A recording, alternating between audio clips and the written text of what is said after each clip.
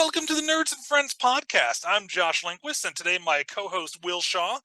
We will be interviewing the awesome Andrew Abarca, talking about his new campaign for his upcoming comic book.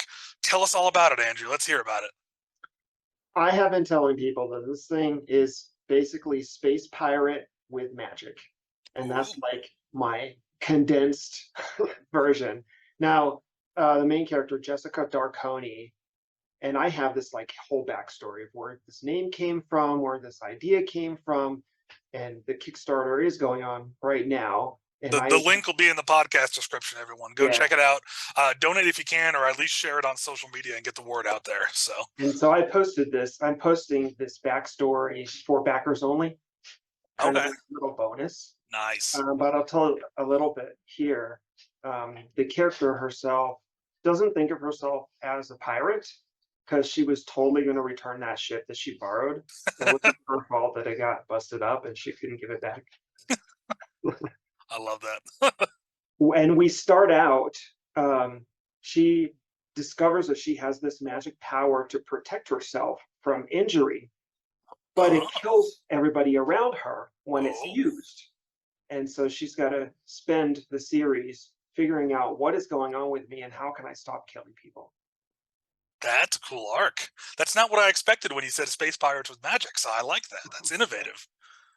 That's and very she's cool. Got her AI too. But do we trust the AI or not? I don't know. Very cool. Very A lot cool. of twists in this one. That's awesome. Well, tell us a little bit about the history of the project, like in terms of how you conceived of it, where you started with the writing, and how you got from wherever the origin of this story was in your mind to where it is now on the precipice of being made. You know, I've seen artwork from the project and it looks really great. Like, how'd you get from the beginning to where you're at now? This one, I write novels mostly, but I always have a passion for comic books. And this story has been a long time in making. So you get more of the details in the backer updates. But the quick and dirty here, I guess, is when I transitioned, and I don't know if you guys like Buffy the Vampire Slayer. I actually haven't seen it, but I've heard of it. You haven't seen it? I haven't seen it, no. That's how old I am, I guess. I used to have all like the stupid fan names on AOL chat and stuff like that. Mm-hmm. And when I needed to age up from all this fan crap that I had, no more Willow loves Buffy at whatever.com. I needed a new character for my role-playing games that I played. And so I was going to pick Joanna Dark from this game called Perfect Dark, which I had not played that game. But because I had not played that game, I didn't realize that her name was Joanna. I thought her name was Jessica Dark. So here I am creating a new character, starting this game with Jessica Dark. And I'm like, wait a minute, that's not Jessica. That's supposed to be Joanna Dark. And so what was going to start as just a quick character in one game turned into this whole persona of, well, that's Joanna's long lost sister, Jessica, and this is her history. And so she made appearances in games as I was growing up. And then on the side, I'm watching like Stargate SG-1 and the new Battlestar Galactica and Altered Carbon, and all these ideas are coming together. I love Altered Carbon and BSG. Those are excellent sci-fi. Love it. And I wanted to make a comic book because I had started drawing also. And then I decided that my drawing skills were not like up to par to do my own comic book. And it's a lot of work. Yeah. So I decided just to write novels instead. So then I started with an epic fantasy first, based on like the Near Ancient East mythology, and it's kind of like Altered Carbon mixed with Battlestar Galactica. It's awesome, cool. And it's still in work. And then I started the space opera, which is what this comic book is based on. And I eventually tied those two universes together. The epic fantasy happens way in the past, and the space opera in the future. But so there's shared universe, the two stories. Shared universe. I like it. And there's some twists in there. So when I finally get the epic fantasy done, you'll be able to see something in the space opera and say, "Oh, that's from." Yeah. That's cool. all those things. I decided to hire artists to. I took the first part of the book and I had it adapted to a script, and I hired artists, and that's how we got to the comic book. Yeah. I mean, you've hired some huge names to do some of the Yeah, art. Like I've uh seen some of the art you got from Colette Turner, and my personal art crush of Paolo Pantanella. Pantalena, Yeah. Pantalena, Hmm. Paolo Pantalena. Yes, Yes, and yeah, huge huge art crush on that man. He has been an inspiration for me for many a years, and like even past that, you have just a ton of people that have made just alternate covers for these that I you have on the Kickstarter. What was that like actually like contracting with these different like huge names in the art community? it seems to me that it was both difficult and easy. It's kind of hard to explain because I started out wanting a character design first for Jessica. I just knew kind of what she looked like, and she looks white, but she's Latina, and this is like a whole uh, Latin cyberpunk culture. Cool. So instead of the usual Asian influenced, this is Hispanic influenced.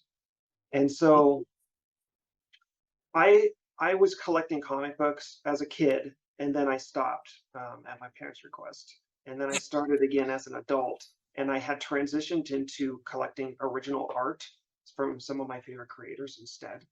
Nice. Once I had like a full time job and I was able to afford original art, so when I set out to get the character design, I had a few artists in mind for it, and Colette was definitely one of them because she's amazing. And Hmm. so I reached out to her through John Fleming, and honestly, they were a little hesitant because she had done a character design for someone before, and I heard it was a little bit of a difficult process because some people, have a lot of changes to make. They want their character to be perfect. I'm a little more laid back, and I said, I promise you, this will be an easy process. So she gave me choices, three choices, and then I said picked one, and then three more choices, and I picked one, and so we kind of formed this thing together.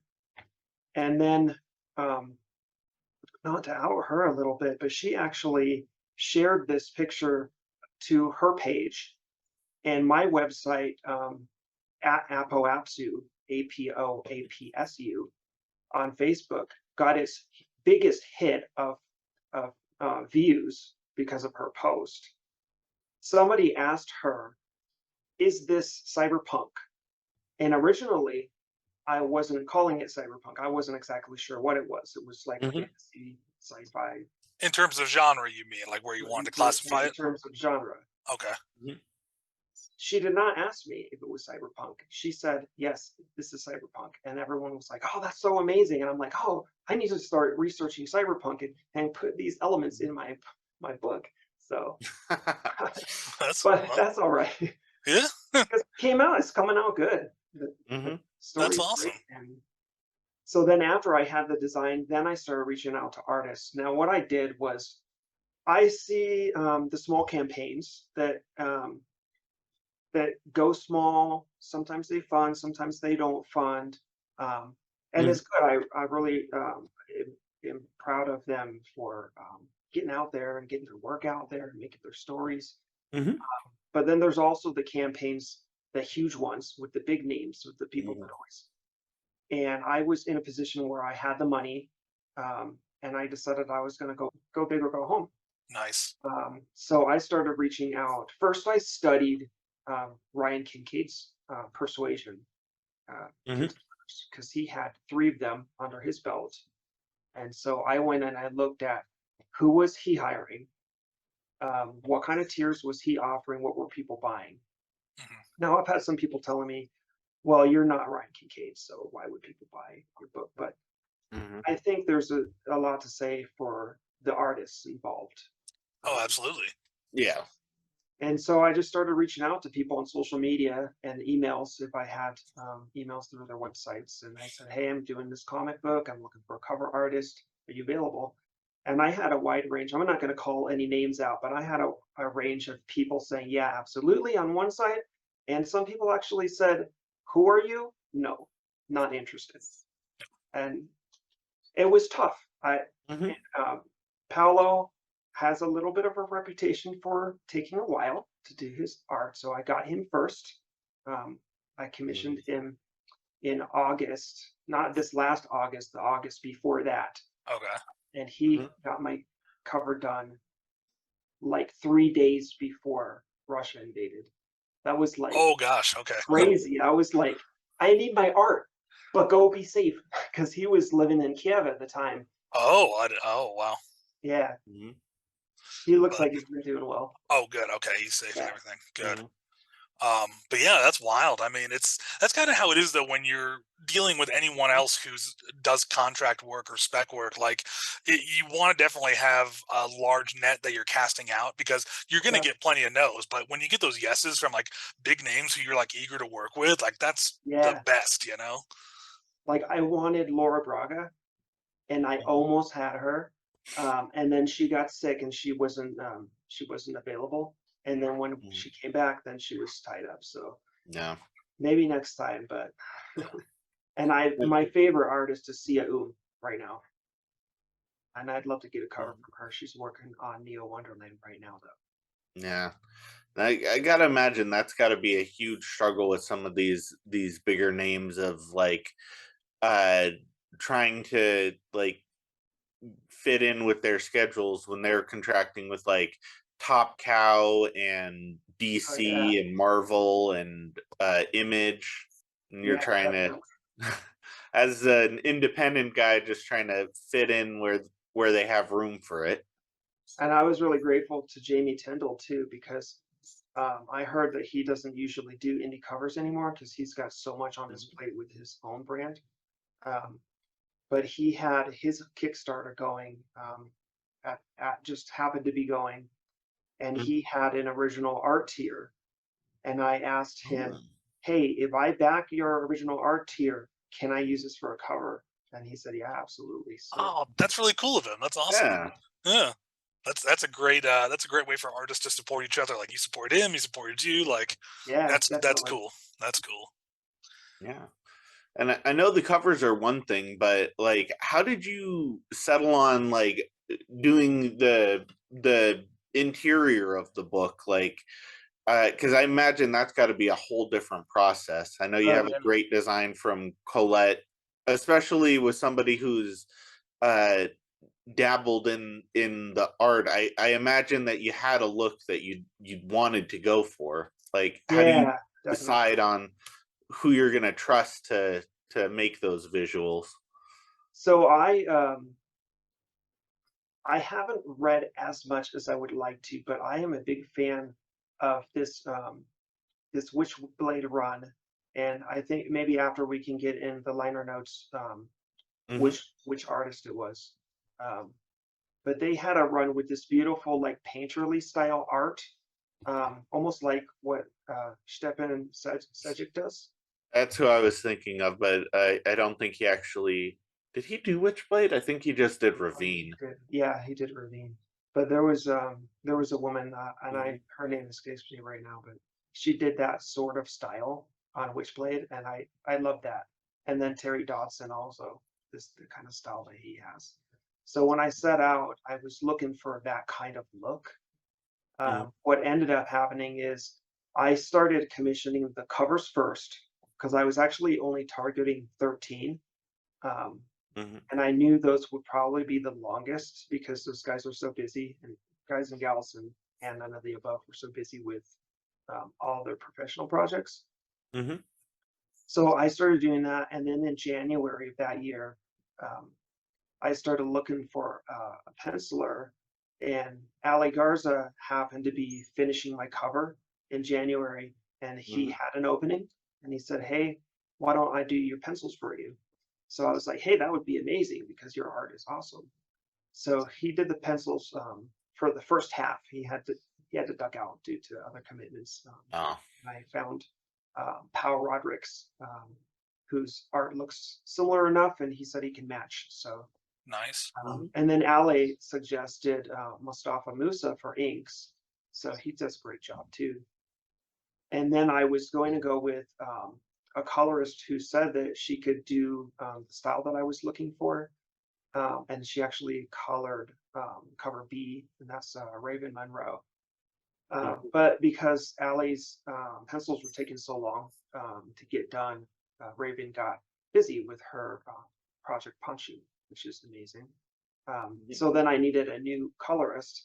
Well, I had worked with Nia Ruffino before, and I know her through Raven Bravery, not personally, but saw her at a convention, and I had done some commissions with her before.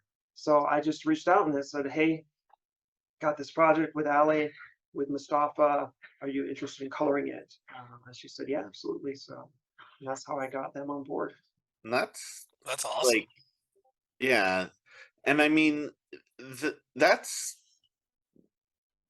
huge names for a project like this. Like, has that been intimidating at all, trying to now go and like go to Kickstarter with your name at the forefront as the creator, or In a way, a little bit, because I'm all about the beautiful quality art, because I'm such an art lover. mhm. And at first I came out with this thing looks beautiful, it's going to sell well. But then there's that little part of you that says, but I wrote it. What if they hate the story? What if it looks beautiful but they hate the story? But no, I think it's good because Mhm. as a writer, I go through many critique groups. Also, the story has been through many critique groups and has Nice. actually has Mhm. interest from agents in publishing the novel. Heck yeah, that's awesome, As man. long as I finish the book, it's the novel, it's just like the first little snippet of the beginning of the book. Mhm. Don't need the whole thing done to get your first issue out. Yeah. That's really cool. And actually, that transitions into why I only have one nude cover, because I commissioned Ali to do a Naughty and Nice early on. I think he Mhm. was the second person after Paolo. And then I went to a writing conference and I got interest from an agent. And I was like, oh, shoot, if I have all these booby pictures on my comic book, are they going to want to publish the book? Mhm. I'm like, no more of those. Just, I already paid for this one. So that'll be an extremely limited edition. I don't even know how many copies. It's going to be basically whoever orders it, plus a little bit of margin in case any get damaged. So there's not going to be very many of those. So if you like that kind of art, and this is an alley cover, it'll be very rare. Well, and that kind of rarity could help it become like more of a selling point. Oh, hello, doggy. Yeah. So that's but that's an interesting conundrum when you're dealing with publishers in terms of content and wanting to kind of cater to their market and what Yeah. they require while not compromising your artistic vision. So that's an interesting, position it places you in now. It also kind of gives you a little bit of a. I imagine there's got to be a little bit of balance, because some of those risque covers can really help market a book, especially with the internet being the way it is. Definitely, that's what I was going But for. yeah, trying to, especially if you're going to some of those publishers, like I know certain publishers, they don't care one way or another, but like if you go to some of the more like major publishers, like or distribution centers, they will avoid any type of art, like anything above a PG-13 on a cover, Yeah. just to protect their well, brand, I imagine, or yeah. not protect it, but That just to, makes to sense. really narrow their brand and control it. So I kind of want to, I'm fascinated because Will has expertise in illustration and comics and everything, and I don't. So I just write I write novels and screenplays, and so I'm curious, like, when you first decided you wanted to embark on this, I know you mentioned you have a love of comics from an early age, but how did you research the process? Like what, like, because this is a very intricate thing. I mean, you're talking about pencilers and inking and coloring, and I'm like, I don't know what these things are exactly for me. So, like, how did you learn all the ins and outs of this really complex collaborative process? Part of that was just growing up reading so many comics and Okay. being interested in the artists and realizing that teams made these things. You see all Yeah. these names on the cover, the writer, the penciler, the inker, the colorist, the letterer, and sometimes even more people involved in the project. Yeah. So when I started it, my wife was like, "You should write, draw, letter, the whole thing yourself." And I was like, Mhm. teams do these um, Yeah. for quality. So first of all, that's what I wanted to do because I'm all about having like a standard of quality that I want the readers to have. Yeah. Mhm. Second, I'm an engineer by trade, Okay. and I have done project management before in one of Mhm. my roles, and so it wasn't that different for me to be able to just be like the person dictating, "Hey, I need this, and when can you have that, and when can you have this," and Mhm. just coordinating, herding cats, we called it. Yeah. Yeah. Well, that's good because yeah, if you have a job where you're working with people with different skill sets to all achieve a combined result, I mean, you're Mhm. doing the same with the engineering as you are here. You're getting people with different artistic skill sets and Yeah, working with them, and yeah, I mean, being able to work with people like that, I think, is a skill that a lot of artists don't have. So that kind of makes you stand out from the pack in a really cool way, you know? yeah, thanks. Yeah, Yeah. And it's also when you are dealing with those group of people, it really helps when you do get those different skills in. As someone who has like tried to make many a comic book in his day by himself, trying to take all of those roles, you realize very quickly that like the pencils to the inks and the colors, like all of those bring a different flair, and especially when Yeah, you can get a diverse group of people in there, all of them are bringing a little bit more seasoning in, and you can sometimes just end up with that much better product just having a diversity of skill sets feeding into these different projects. yeah, definitely. So speaking of as the writer, and I imagine you were doing editing along the way for some of the art, do you feel like your story changed at all as you were going to, like how faithful has everything, now that it's been made into a comic, stayed to your original script? Did it uh did it evolve, or do you think it kind of, your initial vision really just came through? For issue one, I feel like the initial vision really came through. I keep thinking about issue two, three, four, and wondering if it's going to stay on track, if it's going to diverge a little bit. I'm not sure yet. It just depends on, because issue one, it's Jessica and her AI, and the ship is all busted up, and they're trying to escape the ship. Hmm. nice. And that's probably enough, but is it enough action? Um, Maybe not. Maybe it's not enough action. But we have like robots coming and all those murder deaths that I was talking about before. Oh yeah, So that yeah. sounds like I'd read that. That's awesome, man. You've done a really great job of explaining the process, and like you're getting me hyped about the comic, and I can't wait to share this and your Kickstarter Hmm. with everyone. You know, so I know you've gone through like a lot of time working on this project. As far as like uh Jessica herself, how much of that, as a character that kind of started off as a screen name for you, like how much of you is still in that character, and how much has she just kind of become her own thing? I would say if I had to put a percentage on it, it's probably 60% me still. Mm. nice. So try not to make it too much of a Mary Sue, but she was with me for a long time as like my alternate personality on World of Warcraft, on Hmm.